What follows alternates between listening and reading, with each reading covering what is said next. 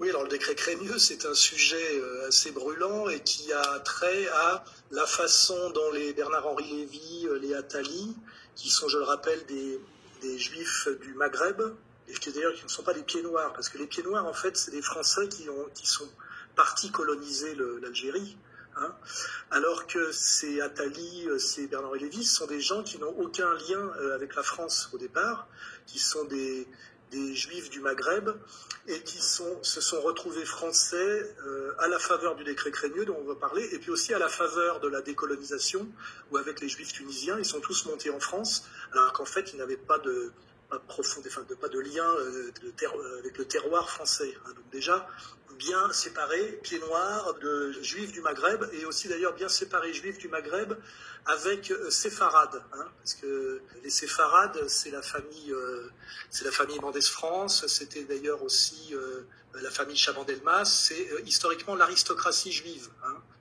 Ce sont les Juifs d'élite qui ont fui le Portugal et l'Espagne après la Reconquista. Et en fait, aujourd'hui, on confond séfarades et Juifs du Maghreb, et on confond pieds noirs et Juifs du Maghreb. En réalité, les Juifs du Maghreb, si on relit d'ailleurs la grande peur des bien-pensants de Bernanos, qui je rappelle est une apologie de Drummond, sont le bas de l'échelle hiérarchique des Juifs. Le sommet, ce sont justement historiquement les séfarades, qui étaient bien au-dessus des Juifs de l'Est dits Ashkénazes, qui étaient au départ avant les Rothschild des pauvres, et même après très souvent des pauvres. Et en fait, aujourd'hui, on a deux catégories. On dit séfarades pour Juifs d'Afrique du Nord et Ashkénazes pour Juifs de l'Est. Mais en réalité, c'est un peu simplificateur. Et on oublie aussi ce qu'on appelle les Juifs français traditionnels, qui sont les Juifs alsaciens et les Juifs du pape, qui eux sont des Juifs, on va dire, qui sont français depuis des siècles et des siècles. Hein, Alsace et Provence. Hein, voilà. Donc quand on parle de ces sujets très dangereux et très pointus, il faut être très précis. Hein, voilà. Alors après, on va revenir au décret Crémieux. Le décret Crémieux, c'est le décret qui porte le nom de la personne qui l'a fait voter. Alors je rappelle que ce Adolphe Crémieux, qui était président, je crois, de l'association israélite universelle, enfin regardez, sachez que je ne prépare pas cette émission, hein, donc je découvre les questions.